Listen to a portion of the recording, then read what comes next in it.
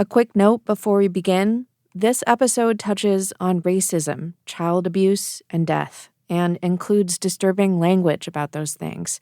Please keep that in mind when choosing when and where to listen.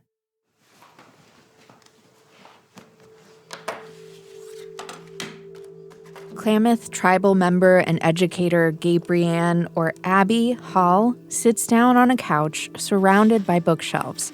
She lays some photos and a stack of binders on the table, opens one up, and points to the top of a glossy page.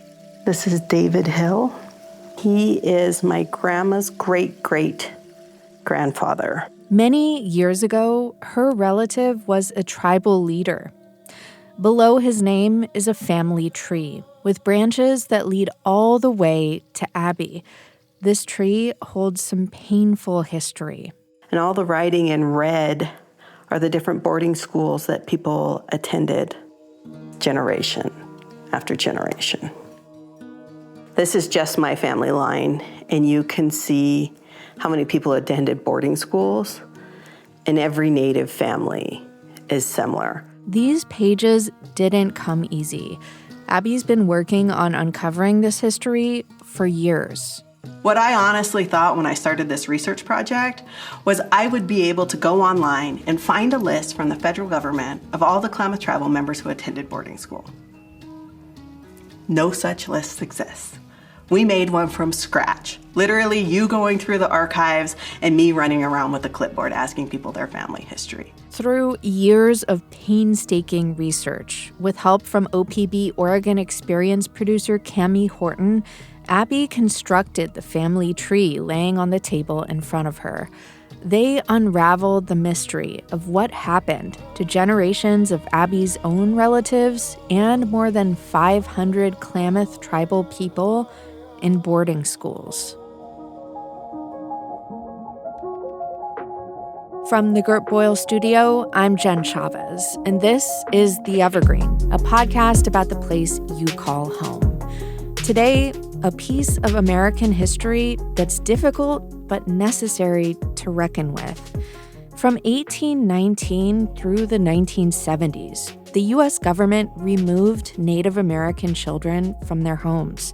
Tens of thousands of kids, preschoolers to teenagers, from tribes across the country grew up in boarding schools.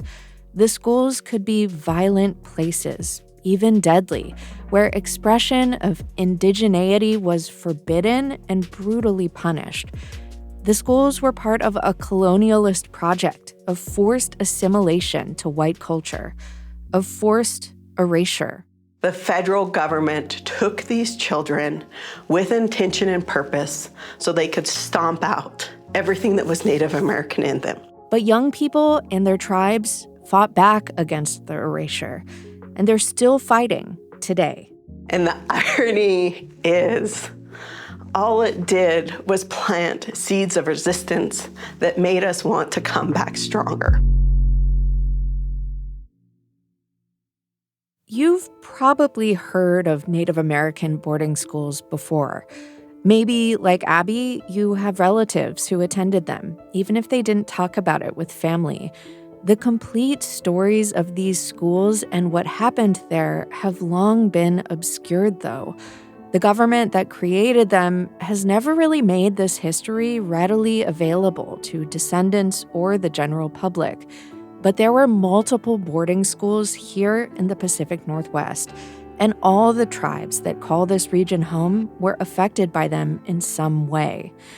And there is an important part of this history that you should know, that within the generations of suffering these schools caused are stories of resilience, resistance, and survival.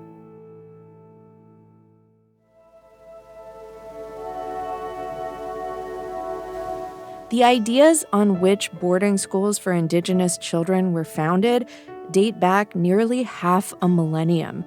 They came hand in hand with the colonization of this country. This boarding school philosophy goes all the way back to, Benjamin Franklin saying, take these children and raise them up.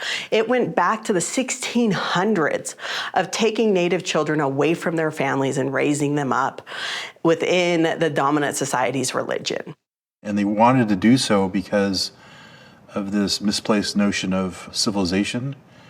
To civilize at that time meant eliminate their culture and make them Christians. David Lewis is an assistant professor of anthropology and indigenous studies at Oregon State University. They were trying to, in their own words, save people essentially from themselves. By the mid-1800s, the federal government had forced most tribes off their homelands and onto reservations, including Klamath, Modoc, and Yahuskin Paiute people who comprise the Klamath tribes of today. The government appointed white agents to live on the reservations and act as liaisons. Many reservations then opened schools, some of which were run by churches. Attendance was not really a choice. Native people on reservations were not citizens. Just signing a treaty didn't make you a citizen. So because of that, the government basically had really free rein to force their kids to go to school. On the Klamath Indian Reservation, a live-in boarding school was opened in the 1870s. The children would fight back. They would run away. At the Klamath Indian Agency, the girls actually set the dormitory on fire. The problem with these on-reservation boarding schools, in the eyes of the white government, was twofold. First of all, even though the kids weren't living at home, they were still too close to their parents and tribes. It was too easy for them to retain their culture. It was too easy for them to run away. Second of all, they were expensive. It became almost impossible for the federal government to put a school in every small community. And they figured out that if they made a larger school with only a few administrators and then teachers, they could save money by concentrating all those students into one location rather than 5 or 10 reservations. So along came U.S. Army General Richard Henry Pratt to reshape federal boarding school policy. He actually coined the term racism, which he used to speak against racial segregation, which is ironic because he had pretty racist ideas about what integration meant when it came to indigenous people. All the Indian in the race should be dead. Kill the Indian in him and save the man. With this philosophy of forced assimilation and intentional deprivation of family support systems, Pratt opened the nation's first off-reservation Native American boarding school, the Carlisle Indian Industrial School in Pennsylvania. He modeled it after a program he used on indigenous prisoners of war, if that gives you any sense of what it was like there. He wrote to those white government agents on reservations with a message for the tribes. Send your kids to us. We'll educate them in English, teach them a trade, and they'll come back to you ready to participate in American society. Some tribes agreed to this. Over the years, more than 10,000 children were sent to the school from over 140 tribal nations, away from everyone they knew and loved. What was the purpose of boarding schools? Klamath tribal elder Romaine Smokey Miller. Was it to assimilate? Which means to divide, to defeat, to take control over, to change and have authority over. But you can't do it if you don't separate. That's why they didn't get to go to the same schools. That's why they were sent all over. So they couldn't have attachment with their family to separate that spirit from the elders to the children, from the siblings to the siblings. It gave me the goosebumps thinking about that. It's a painful thing. And it wasn't just children who were hurt by that separation, Abby says. Those communities that lost all of those kids at once, those parents that now walked into a silent house. Just the sound of footsteps coming. Those little things. They weren't tucking kids in at night. They weren't reading stories or telling stories. They lost all of those things. On that family tree she pointed to, there are multiple ancestors who left the Klamath Reservation to attend Carlisle. In 1900, a group of 9 Klamath kids who traveled to Carlisle included brothers Sheldon and Clayton Kirk and their cousin Joe Ball. I actually was able to go into the Carlisle archives, and I found a letter from Henry Pratt. They did not make a very good impression on him. The whole party has proved to be the most unsatisfactory of any party received at the school. The Kirk boys were the worst of the lot. Here he is writing to Klamath Agency, writing about my family members and keeping tabs on them. It makes me happy that they made Pratt's life a little bit difficult. Joe Ball and Clayton Kirk ran away within months. They made it 200 miles before getting caught. Then Joe ran again, and on his official transcript from Carlisle, it says deserter. And those sorts of things give you pride, knowing that even the children were fighting back against this system. More of Abby's ancestors went to Carlisle, like her distant relative Mabel. This is a picture of Mabel Hood, and she was born in 1895, and she attended Carlisle in 1905. And what we know is that she was sent home with tuberculosis. She was put on a train. She arrived back at the Portland train station by herself, sick, and she wouldn't eat or talk. It was only when her father read about it in the newspaper that he knew to rush and get her. And so I can't imagine how this young lady felt on that train ride, but I have to imagine she felt all alone.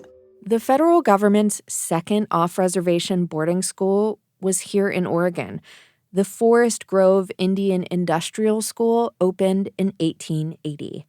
In 1885, 19 Klamath students arrived there, including the 17-year-old daughter of Abby's relative at the very top of her printed-out family tree, Chief David Hill. But it was a terrible time to arrive. Part of the school had burned down, so the government decided to move it down to Salem onto unwanted swampland. The kids were sent there before buildings even existed to build the school themselves while living in squalid conditions in tents. It was basically indentured servitude. The new school became the Chemawa Indian Industrial School. Within months, 2 of the Klamath students were sent home sick, including Abby's great-great-aunt, Lena Hill. She had tuberculosis, and then we don't know what happened. At least 6 of those original Klamath students died within the first year. Many children were buried at the school's cemetery. In the 1960s, it was bulldozed. A map of the cemetery was full of errors, but researchers found 270 kids died at the school, often of tuberculosis, but not always. And so I'm scanning the list, and a lot of them had died of tuberculosis and those sorts of things. And I see a name, Charlie Feister, Klamath, age 12, cause of death, gunshot wound. How does a kid get shot at boarding school? Charlie Feister was 10 when he was enrolled at Chemawa. Within days, he ran away and made it 100 miles before getting caught. He tried again 2 years later. He broke into a post office in search of food. The postmaster shot him to death. I was immediately angry at the institution that was so bad that a 12-year-old kid had run away 3 times. There's deaths and there's other abuses, a lot of other abuses that went on into the present era. Yvonne Bonnie Parazu is a Klamath tribal elder and a survivor of boarding schools herself.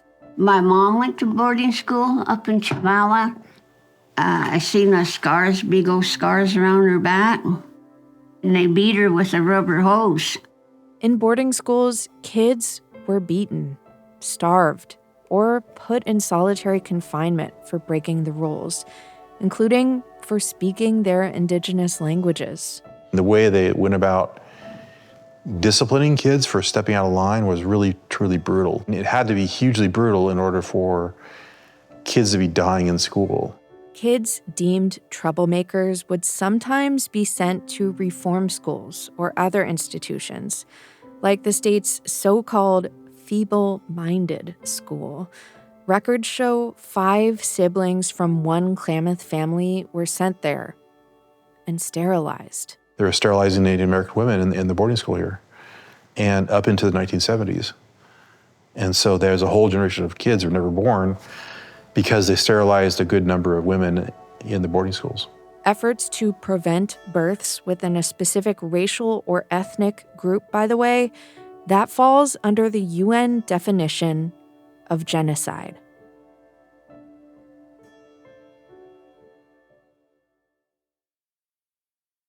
Chemawa, the boarding school in Salem, still exists today, though its mission is no longer to assimilate Native youth away from their culture. But by the 1930s, many other federally run boarding schools were beginning to shut down. New Deal programs funded day schools on reservations. Many students attended integrated public schools, but some kids were still sent to religious boarding schools. Conditions on the reservations are so bad that they want to get their kids away from the reservation and put them in a boarding school further away. Yvonne Bonnie Parazu went to a school like this. Yeah, I just turned 5. 5 days later, I think. They put me on that damn train. When we went to Catholic boarding school, Mom said, oh, they're religious. They wouldn't hurt my kids. That's no laugh. Almost by accident, Abby Hall discovered that her grandmother also attended a religious boarding school. Her name was Marilyn May Mitchell. Born in 1922 on the Klamath Reservation, her mother died at a young age, leaving Marilyn and 2 of her sisters to live with extended family. Eventually, the girls ended up in boarding schools. This was a good find, Cammie. This is my grandma's registration for Canyonville Bible Academy. And the one question that really got me was, do any evil habits cling to you? She went here first, and then later she went to Haskell Indian School in Lawrence, Kansas, and her 2 younger sisters were sent down to Stewart Indian School in Nevada. For years, Abby didn't realize Canyonville was a boarding school. She doesn't know much about her grandmother's experience in these institutions. The number one thing I've heard in my own family and other people's families is they didn't talk about it. But in retrospect, there are hints to how she may have been affected by her time there. My grandma was a fluent language speaker of the Klamath language and didn't teach it to any of her kids or grandkids. What happened in her experiences at 2 boarding schools that she would not pass that language on to her children and grandkids? Marilyn wasn't alone in this. I would hear different stories of kids would wake up and they would hear their grandparents talking. And the second they walked into the room, the grandparents would stop talking. The fear that boarding schools instilled in children of speaking their indigenous languages, of being themselves, wasn't an accident. It was by design. It was the whole point. But for all the generational trauma inflicted by boarding schools, there's power in uncovering these histories, in learning how students fought back, and in taking back some of what was lost. Coming up after a break, how younger generations are reclaiming their culture through education.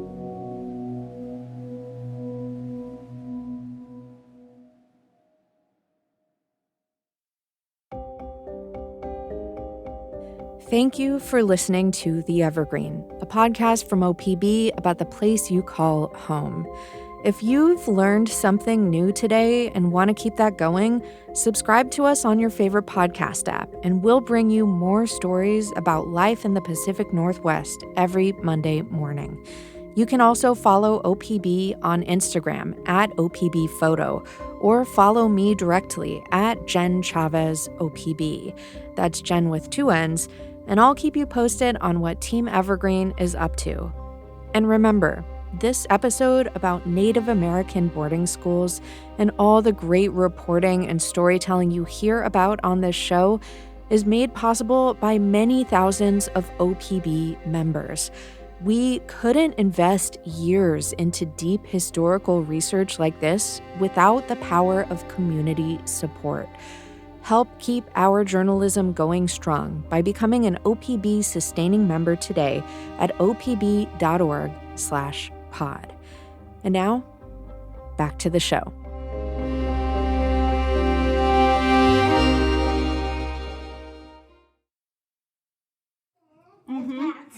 So we got Waklisi. How are you? So when you're introducing your name, we say Waklisi, Gal, Assassis, Kutsi.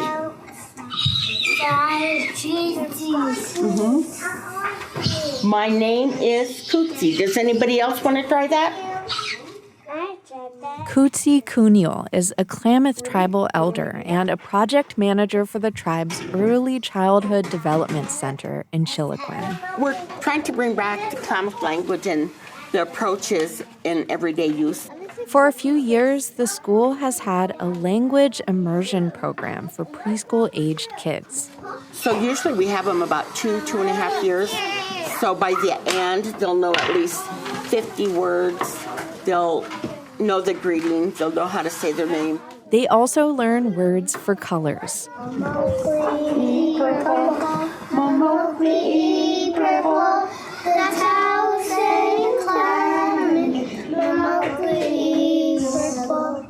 And animals. Wolf. Cat.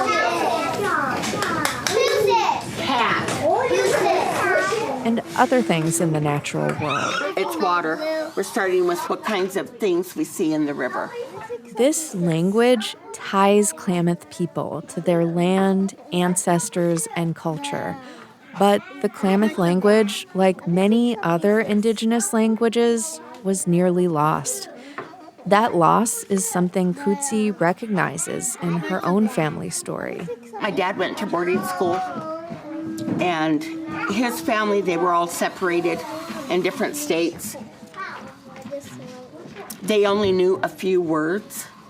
So, and wanting to know that side of my family and not having that information, showed me how important it is to be teaching these children their language, because it's going to last forever. Efforts like this are beginning to reverse the erasure of indigenous languages and cultures wrought by boarding schools. What once was punished is now empowered. We have a couple good drummers and dancers, so encouraging them to have that freedom and self-expression is really important.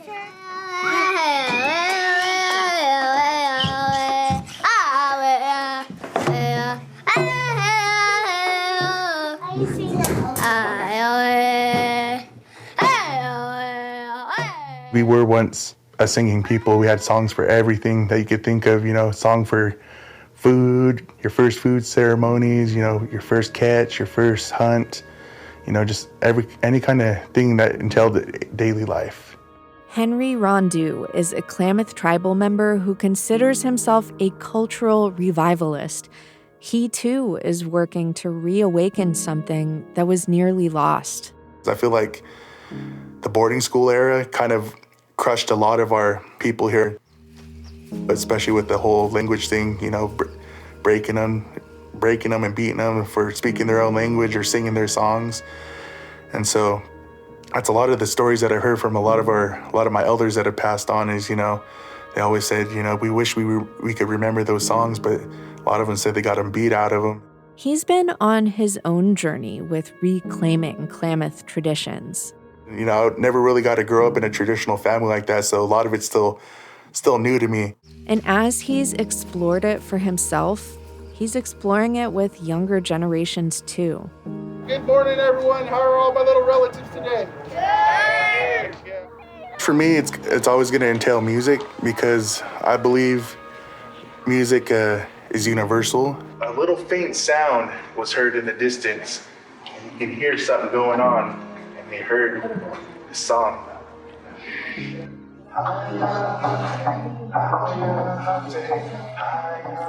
Makes the spirit feel good, especially with those little ones that catch on, and then hearing throughout the community every now and then when I see those parents or their relatives saying, "Hey man, we want to thank you for teaching our kids these songs."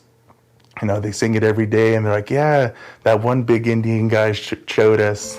For his ability to pass on this music, he thanks ancestors who made it out of boarding schools, who resisted the government's efforts to kill their culture for good.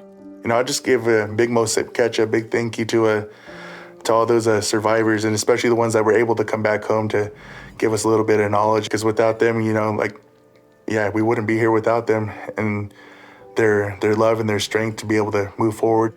Abby Hall believes that even in the painful history that her relatives and so many Native Americans lived through, there are lessons that can give young people strength today. The reason she started researching her tribe's history in boarding schools in the first place was a piece of Oregon legislation related to education.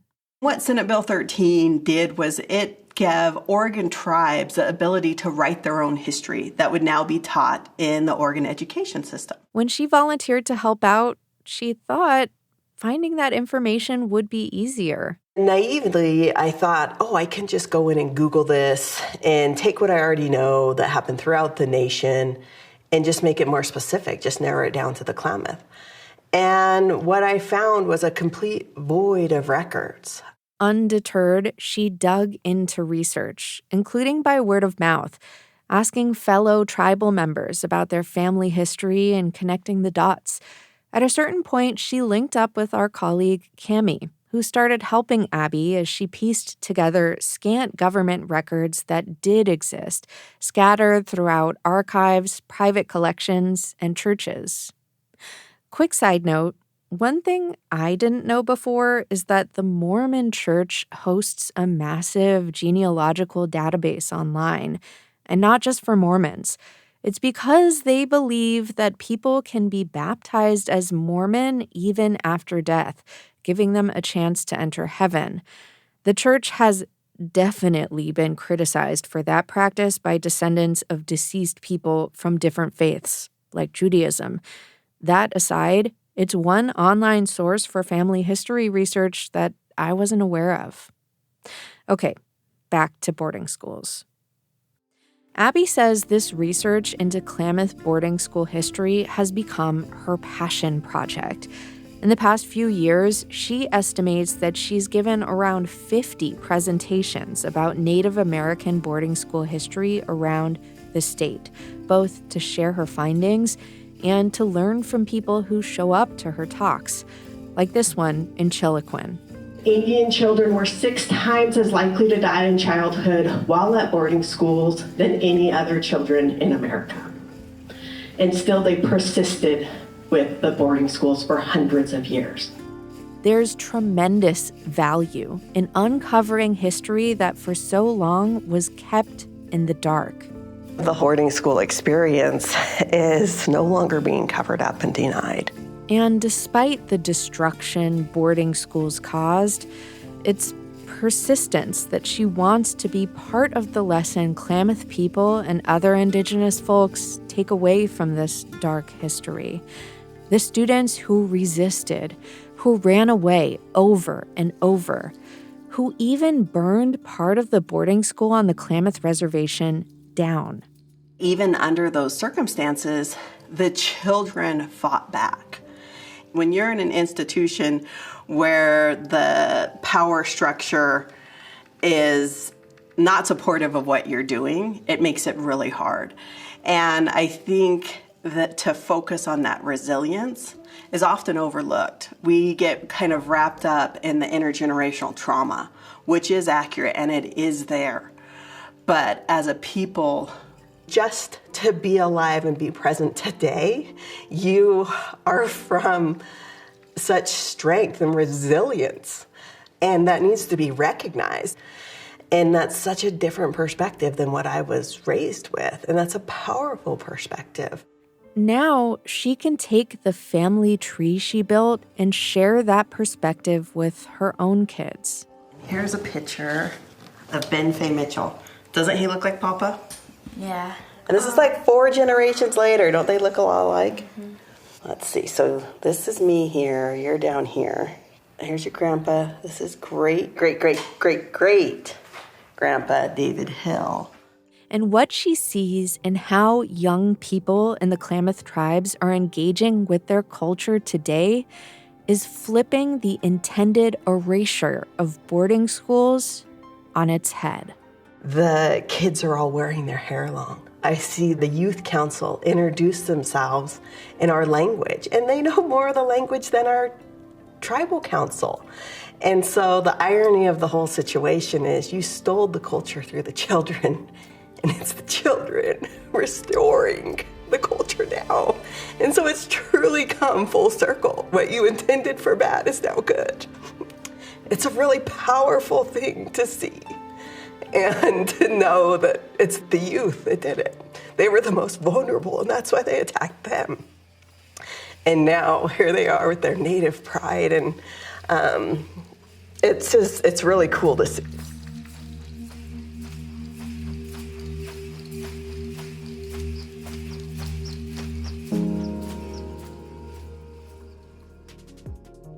You can learn much more about Abby Hall's journey exploring how her family and the Klamath tribes experienced boarding schools from Cammie Horton's documentary for OPB's Oregon Experience. Find a link to Uncovering Boarding Schools, Stories of Resistance and Resilience at opb.org. Thanks for listening to The Evergreen, a podcast from OPB. I produced this episode, and our technical director is Stephen Cray. Nalene Silva mixed and mastered the episode.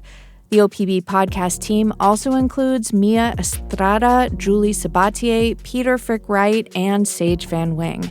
Cammie Horton did the interviews you heard, which were filmed and recorded by Laron Kachaya, Jesse Sears, Jeff Kastner, and Todd Sonflieth. This episode features original music composed and performed by Christopher Hedge, featuring traditional vocals and instrumentation by Klamath tribal members Taylor R. Tupper, Garen Riddle, Henry Rondeau, Tyler Barlow, and Paul Horn. Additional music in this episode comes from Audio Network. And if you have a question for us, please reach out. Send us an email at theevergreen@opb.org. I'm Jen Chavez. Catch you later.